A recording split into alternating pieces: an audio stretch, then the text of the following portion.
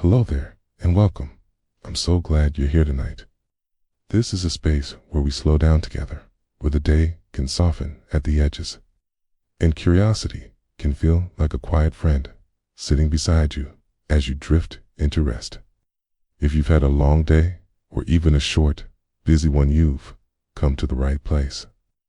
Tonight, we're going to wander through one of the most mysterious landscapes of the human mind, dreams.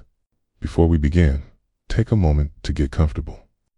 Maybe you're tucked under warm blankets. Or maybe you're lying somewhere cool and quiet, listening to the soft hum of a fan. However you've arrived here, I'm glad you made the time to slow down. And if you like having these gentle explorations to end your day, you might consider joining this little nighttime community. But only if it feels right for you. No pressure. Just a warm invitation. Now, let's talk about dreams. Why do we have them? What purpose do they serve? And why do they sometimes feel more real than the world we wake up to? These questions have drifted through human thought for thousands of years. Philosophers have wrestled with them, poets have romanticized them, and scientists, well, they're still working on it. And here's the interesting part. Even after centuries of inquiry, we don't have a single, simple answer. It's a question. Why do we dream? It's like a door that opens too many rooms, sits one, filled with theories, mysteries, and strange beauty. So tonight, we'll wander through those rooms together, slowly, like walking through a museum after hours. No rush, no expectation to remember every detail. Just a gentle stroll through the science and wonder of dreaming. Before we dive into the why, let's pause for a moment on the what. What is a dream, really? You probably know the feeling of story unfolding behind your eyelids, sometimes vivid and colorful, sometimes fleeting like smoke.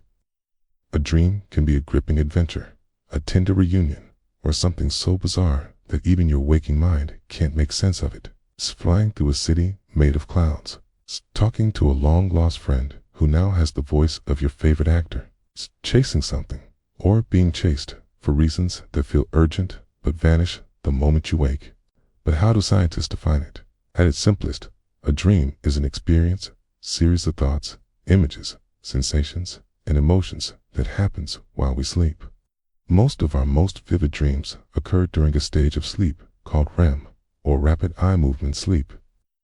This is when the brain is surprisingly active, almost as active as it is when we're awake. But dreams don't only belong to REM.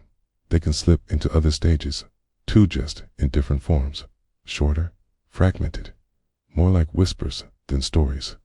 Dreams are slippery things. You can know one intimately in the moment, and then poof, it's gone, like trying to catch fog with your hands. In fact, most people forget the majority of their dreams. Sometimes you'll wake with only the faintest trace, an image, an emotion, something you can't quite name but can still feel.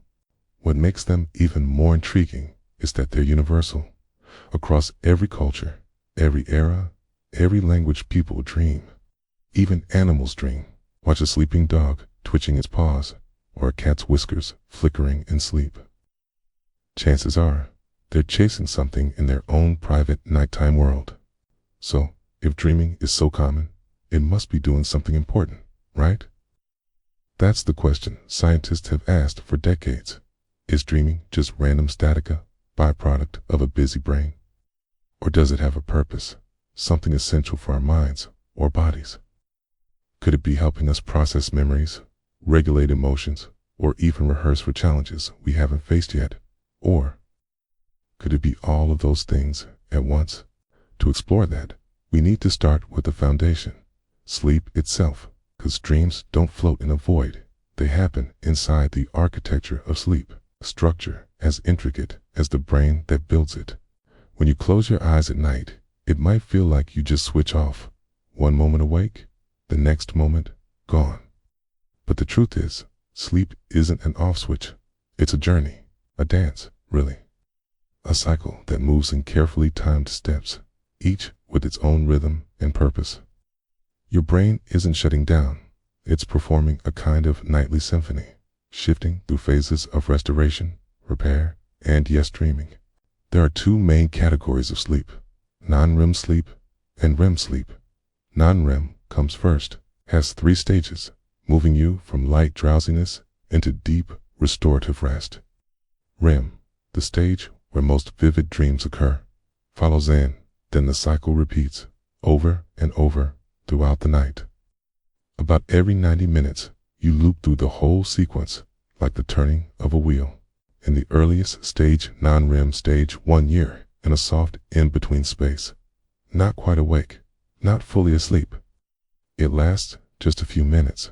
Your muscles relax, your breathing slows. You might still catch snippets of the world around you, a car passing outside, a distant hum. And sometimes, in this stage, you feel that sudden jolt, like you're falling. That's called a hypnic jerk, and it's common. A little misfire as your brain hands the reins over to sleep. Stage 2 takes you deeper. Your heartbeat slows. Your body temperature drops. Inside your brain, strange little bursts of activity spark things scientists call sleep spindles and K-complexes. These names might sound technical, but what they do is beautiful. They help protect your sleep, filtering out disturbances so you can stay in this safe cocoon of rest. Okay. They might even help cement memories from the day, tucking them away where they belong. Then comes stage 3, deep sleep. This is the heavy, restorative stage when your body goes to work repairing itself. Muscles relax completely. Your immune system strengthens. Your brain waves slow into deep, rolling patterns called delta waves. If someone wakes you here, you'll probably feel groggy, like you've been pulled up from the bottom of a lake. And then, finally, REM sleep arrives, the strange, luminous stage where most dreams happen. Your eyes dart beneath closed lids. Core. Your brain lights up, nearly as active as it is when you're awake. Core. But your body is paralyzed, a built-in safeguard, so you don't act out your dreams. Core. It's in this stage that your mind spins its stories. It's vivid, colorful, sometimes emotional, sometimes nonsensical. It's a midnight theater with no ticket required. But why does the brain bother with all this? What's the point of these inner movies? That's where things get fascinating and a little mysterious, and that's where we'll go next. For now, just hold this thought. Dreaming isn't random chaos. It's happening for a reason, or maybe several reasons. In the next part, we'll explore the leading theories, how dreams might help us process emotions, strengthen memories, and even prepare for the future. But before we move on, let your mind settle. There's no rush. There's no need to grasp every detail. Just let the questions linger like stars in a quiet night sky. Now that we've wandered through the landscape of sleep, let's step into the heart of the mystery. Why do we dream at all? You might think science would have a neat, tidy answer by now. After all, we've sent telescopes deep into space, mapped the human genome, and built machines that can mimic thought, okay? But when it comes to dreaming, the truth is humbling. We still don't fully know. What we have are theories, beautiful, intriguing ideas that try to explain this nightly phenomenon. None of them alone holds the whole truth, but together they form a constellation of possibilities. And tonight, we'll take a slow walk through that constellation, pausing at each star. Theory 1. The memory garden. One of the most enduring ideas is that dreams help us process memories. Imagine your brain as a vast library. Every day, new books arrives, scenes, conversations, feelings, fragments of experience. If you left them in a messy pile, you'd never find what you need. So, your mind needs a librarian, a way to sort, file, and decide what to keep and what to let go. Some scientists believe that dreams are part of that process. While you sleep, your brain replays and reorganizes the day's events, moving them from short-term storage to long-term shelves. But it doesn't just copy them like a machine. It weaves them into your existing memories, creating connections you didn't notice before. This might explain why some dreams feel like collages, bits of your day mixed with old memories, strange juxtapositions that make no sense until you realize they are echoes of things you've lived. That cafe from yesterday, your childhood home. in a song you haven't heard in years, all braided together in a single dream. If this theory is true, dreaming might be essential for learning and creativity.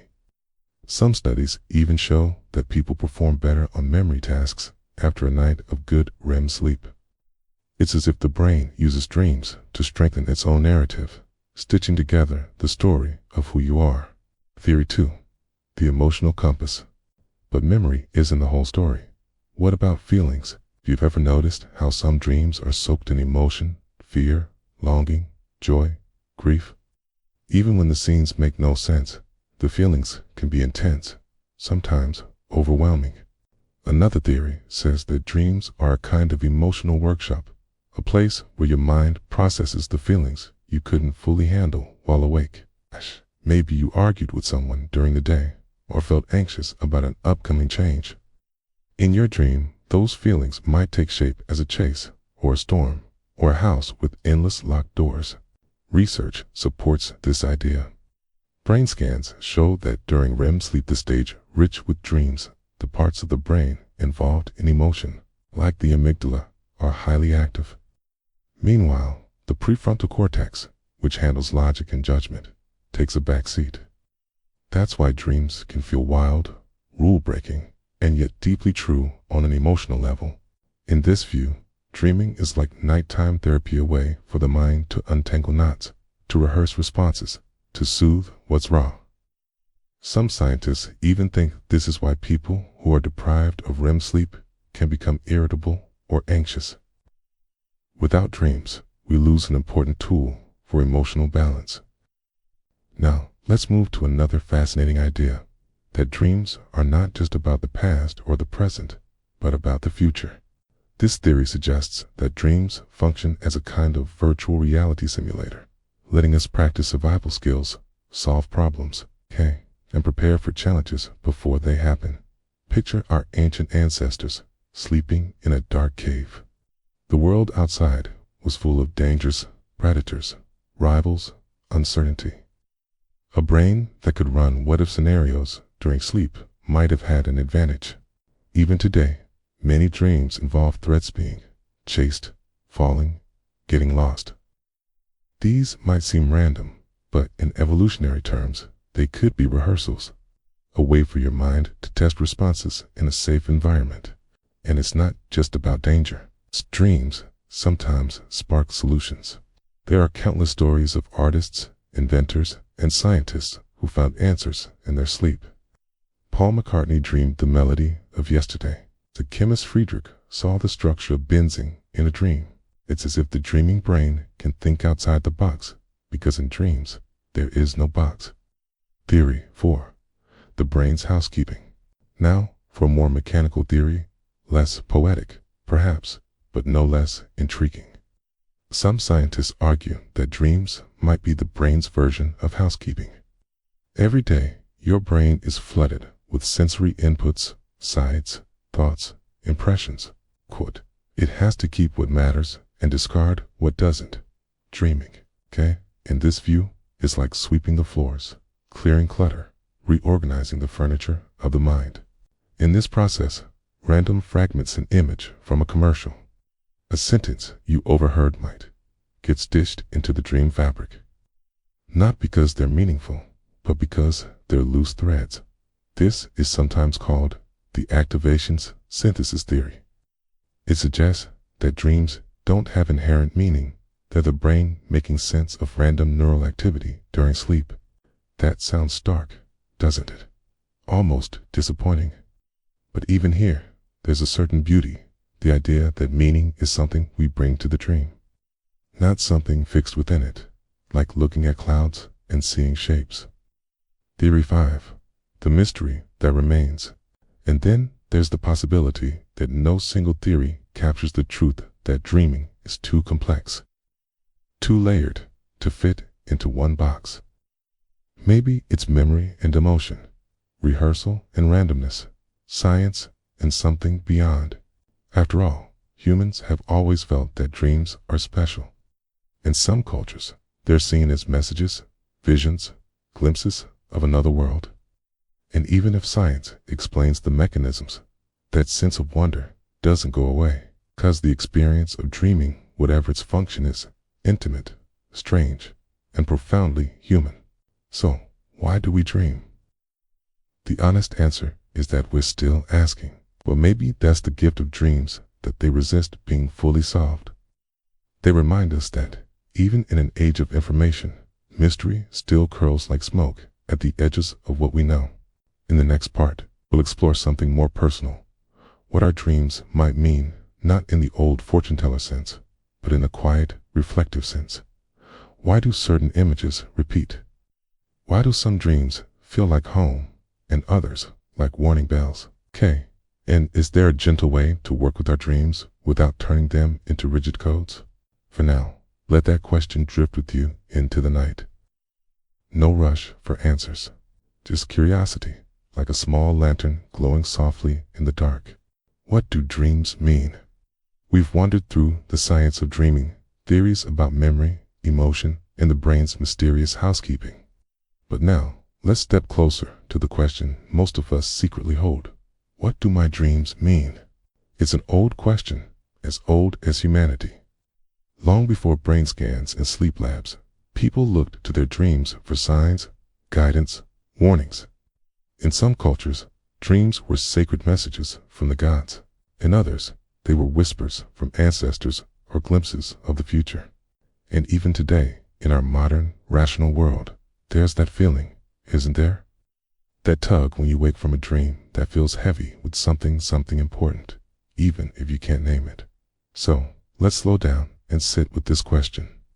Not to decode dreams like secret codes, but to explore what meaning might really mean when it comes to the landscapes of sleep. The temptation of symbols. You've probably seen those dream dictionaries, the ones that tell you that if you dream of water, it means emotion, or if you see a snake, it means transformation. It's tempting to believe there's a universal language of dreams, like a book we can all read if we just learn the symbols. But here's the truth. Dreams are more personal than that. A snake might mean danger to one person, but to another, someone who keeps snakes as pets, it might mean comfort, fascination, or even love. Dreams speak in the language of your own life, your memories, your fears, your desires. They borrow the props of your experience, the textures of your past. That's why two people can have the same dream and feel completely different about it. So, instead of asking, what does a snake mean in general, the better question might be, what does a snake mean to me? Where have I met this image before in my own story? Patterns that whisper. Sometimes, the meaning of a dream isn't in one symbol, but in the pattern that repeats.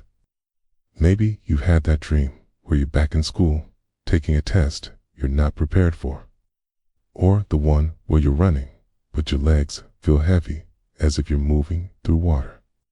These dreams visit many of us, and they tend to come when we're stressed, uncertain, or afraid of failure.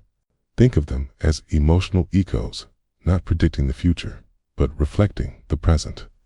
Your mind is saying something in your waking life feels like that, examined, prepared, pressured, afraid of judgment. When a dream repeats, it might be your psyche tugging at your sleeve, asking you to notice something. Not in a mystical sense, but in a deeply practical one. A feeling you haven't faced, a situation you're avoiding, the power of emotion. If you take only one thing from this, let it be this. The heart of a dream's meaning often lies in its emotion, not its plot. Think of a dream like a movie where the story is strange, but the mood is unmistakable. Fear, joy, grief, relief. These feelings are often louder than the events themselves. When you wake from a dream, ask yourself, how did I feel? And where do I feel that in my waking life? A dream where you're falling might not literally be about heights. It might be about losing control, about uncertainty in a relationship, or a risk you're taking. A dream where you're flying might be about freedom or escape. The images are metaphors drawn from your own life. Your mind is a poet when you sleep. Carl Jung and the inner landscape. We can't talk about dream meaning without touching on psychology, and here, Carl Jung offers something profound. Jung believed that dreams are not random, but purposeful, that they carry messages from the unconscious, balancing the conscious mind. To Jung, dreams were like letters from the deeper self, written in symbols and archetypes. He called this process individuation, the way we become whole by integrating parts of ourselves we've ignored or denied. That might sound abstract, but think of it this way. Maybe your dream isn't trying to predict the future, but to restore balance. If you're too rigid, your dreams might be wild and chaotic. If you're too focused on others, your dreams might remind you of your own needs. Jung didn't say dreams were puzzles to solve. Okay? He saw them as conversations, a dialogue between the surface and the depths. Okay? Dreams as mirrors. So perhaps the most grounded way to think about dream meaning is this. Dreams are mirrors. They reflect what's stirring inside you: desires, fears, questions, sometimes clearly, sometimes in riddles. Not every dream is profound. Some are just brain clutter, the mind tidying up, but others, the ones that stay with you, that cling like duthos, often carry something worth listening to. And here's the key. You don't have to analyze them to death. You don't need a dictionary or a therapist for every fragment. Sometimes, just noticing is enough. Writing it down. Sitting with the feeling it left behind, letting it speak in its own time. A gentle approach. If you'd like to work with your dreams, here's a simple, gentle way. Keep a dream journal, a notebook by your bed, where you write whatever you remember, even scraps. Over time, patterns emerge. Notice emotions first, not just what happened, but how it felt. Ask open questions. What might this image mean to me? Where have I seen this before in my life? Be curious. Not rigid. Dreams aren't codes to crack, but conversations to continue. And above all, be kind to yourself in this process. Dreams are tender things. They speak softly. If you lean in with curiosity instead of control, they often open like a flower in slow motion. In the next part, we'll explore something that feels almost magical. Lucid dreamings, those rare moments when you realize you're dreaming and can shape the dream itself. Is it real? Can it be trained? And what happens to the mind when it becomes the architect of its own dream world? For now, as you drift into sleep, remember this. Your dreams don't have to be solved to be meaningful. Sometimes, the meaning is simply that they are yours, that every night, a hidden part of you tells stories in the dark. And maybe, just maybe, those stories are a kind of love letter from the self you're still becoming. Lucid dreaming. When you wake up inside the dream, imagine this. You're running through a forest, the trees thick and endless. Your heart is pounding. You don't know what's chasing you, only that you have to keep going. And then something strange happens. You stop. You look around, and a thought flickers in your mind. Wait a second. This isn't real. This is a dream. And suddenly, everything changes. The fear dissolves. The trees stop feeling so heavy. The whole world becomes soft, almost like clay in your hands. You can shape it, bend it, explore it, can fly. This is lucid dreaming, a dream in which you realize you're dreaming while you're still inside it. It sounds like magic, and in a way, it is. But it's also real. Scientists have studied it. People train for it, okay? And some experience it naturally, without even trying. So, what's happening here? How is it possible for the dreaming mind to become aware of itself? And what does that awareness give us? Let's dive in to science behind lucidity. Normally, when we dream, our prefrontal cortex, the part of the brain responsible for self-awareness and logical thinking, goes quiet. That's why dreams feel real, even when they're bizarre. There's no inner voice saying, hey, this doesn't make sense. But in a lucid dream, something unusual happens. The prefrontal cortex wakes up just enough for you to notice. You're still in REM sleep, but that spark of awareness flickers on. Scientists have even confirmed this. In sleep labs, lucid dreamers have been able to signal researchers from inside their dreams. by moving their eyes in a specific pattern they agreed on while awake. The body is paralyzed during REM sleep, but the eyes can still move. So yes, lucid dreaming is real, measurable, and it opens a door to some fascinating possibilities. Why people want lucid dreams. For some, lucid dreaming is pure joy, a chance to soar through the sky, walk on water, visit imaginary worlds. But others use it for deeper reasons. Creativity, artists, writers, and musicians sometimes enter dreams to explore ideas beyond the limits of waking logic. Overcoming fears. People with recurring nightmares can use lucidity to change the story, turning a monster into a friend, or flying away from danger. Self-exploration. Some see lucid dreams as a way to understand their own mind, to talk with the deeper self in its native language, imagery. And then, of course, is simple curiosity, the wonder of being awake in a place where the rules of reality no longer apply. Can anyone learn this? Yes, most people can train themselves to have lucid dreams, though it takes patience and practice. Here are some of the most common techniques. Reality checks. During the day, pause and ask yourself, am I dreaming? Look at your hands. Read some text. Look away. Then read it again. In dreams, text often shifts or melts when you look twice. The more you practice this while awake, the more likely you are to do it in a dream and realize the truth. Dream journaling. Keep a notebook by your bed. Every morning, write down whatever you remember, even fragments. Over time, you'll start to notice patterns and recurring themes. These can become triggers for lucidity. Mnemonic induction. Mild. Before you fall asleep, repeat a simple phrase in your mind, like, tonight, I'll know I'm dreaming. Pair it with a mental image of yourself becoming aware in a dream. It plants the seed of intention. Wake back to bed. WBTB. Set an alarm for about 5 hours after you fall asleep. Wake up. Stay awake for 10 to 20 minutes, then go back to bed. This increases your chances of entering REM sleep consciously, where lucidity happens. A word of caution. Lucid dreaming sounds thrilling, and it can be, but it's not without its quirks. Some people experience sleep paralysis during the transition, a state where you wake up but can't move for a few moments. It can be unsettling, but it's harmless. And here's something important. Lucid dreaming isn't about control so much as it is about participation.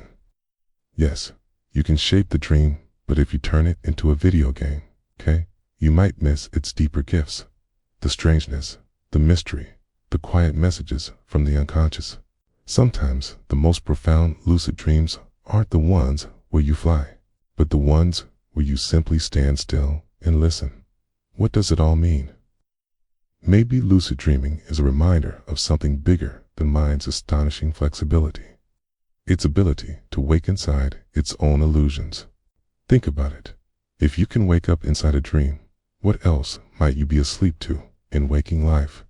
Where are the places you move on autopilot, thinking, this is just how things are, when maybe, just maybe, there's more freedom than you realize? Lucid dreaming isn't just about fun. It's about awareness, the simple, luminous act of knowing, this is a dream. And when you return to the daylight world, that awareness lingers like a faint glow. It whispers a question. If I can wake up there, can I wake up here too? In the final part, we'll bring it all together. Why do we dream at all? Are dreams just random sparks of neurons, or something deeper, conversation between the conscious and the unconscious, a bridge across the mysterious gap of self? Until then, tonight, as you drift to sleep, maybe ask yourself, if I start to dream, will I know? And if I know, what will I do with that freedom? The mystery that remains. We've walked through the strange landscapes of dreams together, the science of REM sleep, the symbols that rise from the unconscious, the power of lucidity. And now we've returned to the question that started it all. Why do we dream? The truth is, no one fully knows. And maybe that's the beauty of it, what science tells us. Scientists have given us some compelling theories.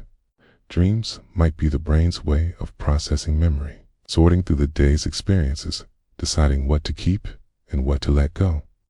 They might help us problem solve, rehearse future challenges in the safety of an imaginary world. Some say dreams exist to keep the brain flexible, like a nightly workout for creativity. These explanations make sense. They're grounded in research. But they don't capture the whole picture, do they? Because if dreams were just mental housekeeping, why would they feel so? It's profound.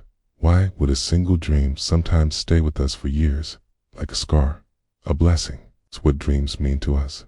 Maybe dreams aren't only functional. Maybe they're expressed of the psyche, speaking in its own language of images and feelings. When words fall short, the mind paints pictures.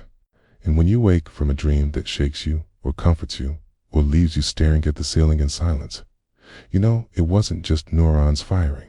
It was something deeper, a conversation with yourself that you didn't even know you needed to have. The mystery we can't escape. Here's something to sit with. Every night, we all slip into this other world. We live whole lifetimes, there fighting battles, falling in love, chasing the impossible. And then we wake up, and most of it vanishes like smoke. Where does it go? Where do we go? Dreams remind us that reality isn't as solid as we think, that the mind is bigger than the little box of daylight consciousness, and that there's a part of us wild, poetic, untamed, that refuses to be caged by logic. A final thought. Maybe the real answer to why do we dream is this: because we're not machines. Because life is not just about survival, or efficiency, or data.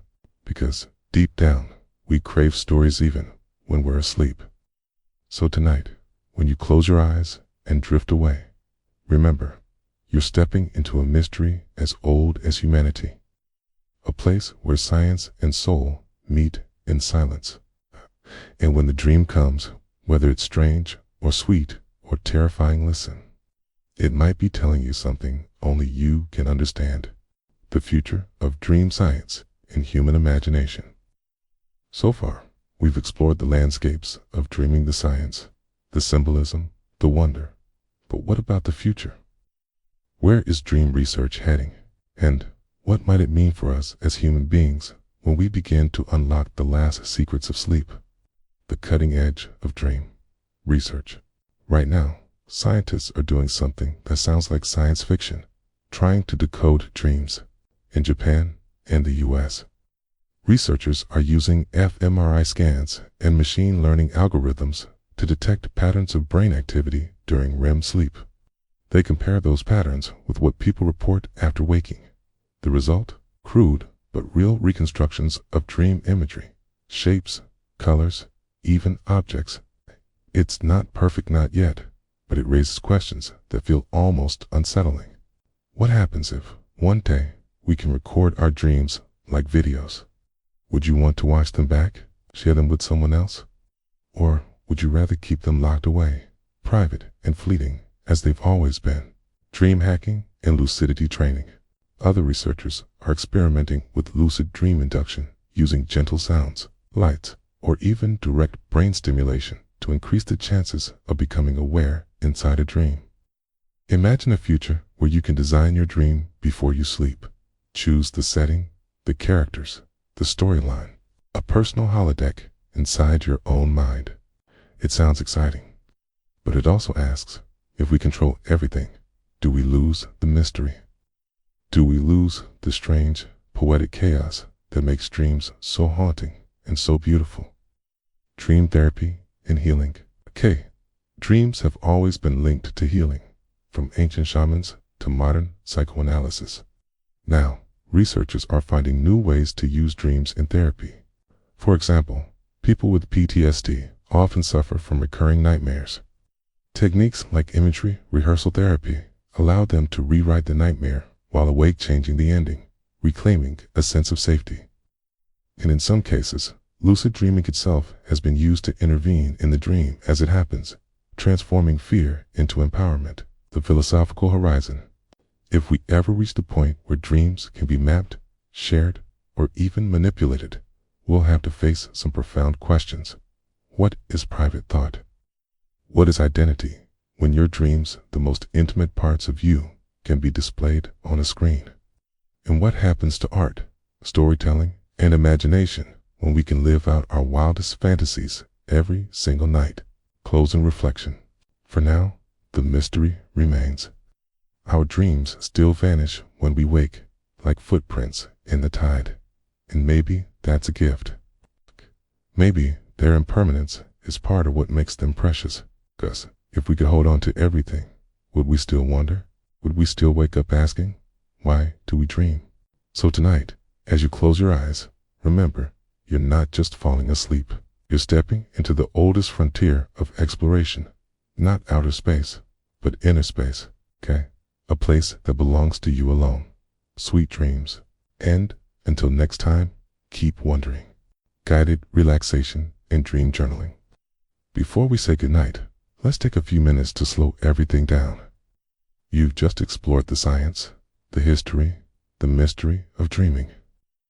Now, it's time to let that curiosity settle, like snowflakes falling into still water. If you're not already comfortable, take a moment to adjust. Find a position that feels effortless, your head resting easily, your shoulders softening into the bed, your hands loose, palms open, or resting gently by your sides. Now, take a slow, deep breath in through your nose. Hold it for just a heartbeat. And exhale gently through your mouth, like a soft sigh. Let's do that again. Inhale slowly, hold, and release. Feel the tension melting a little more with each breath. As you breathe, notice the weight of your body sinking into the mattress, the quiet rhythm of your heart, the stillness of the room around you. Nothing to do, nowhere to go, just this moment, imagining your dream space.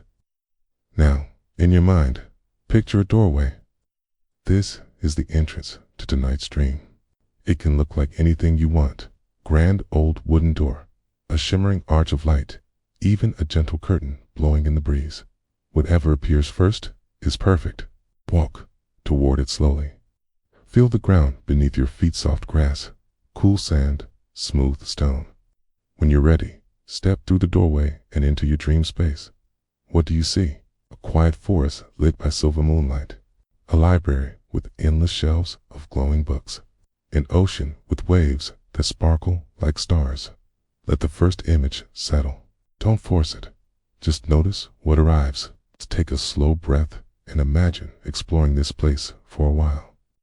If you want, you can invite someone into this dream, a friend, a favorite character, even your childhood self. This is your world. There are no rules here, only possibilities. If you'd like to journal, later, if you have a notebook nearby, you might want to keep it by your bed. When you wake in the morning, take just a minute to write down any fragments you remember, shapes, colors, emotions, even a single word. Over time, these notes can become a window into your own inner universe, a map of your dreaming mind. But for now, let go of the idea of remembering. Dreams will do what they always do, come and go like clouds. Your only job is to rest. Take one more slow, deep breath in and let it out completely. Feel your body heavy, calm, safe. Sleep is already tugging at you. That's perfect. Let yourself drift. And if you're still awake, that's fine too.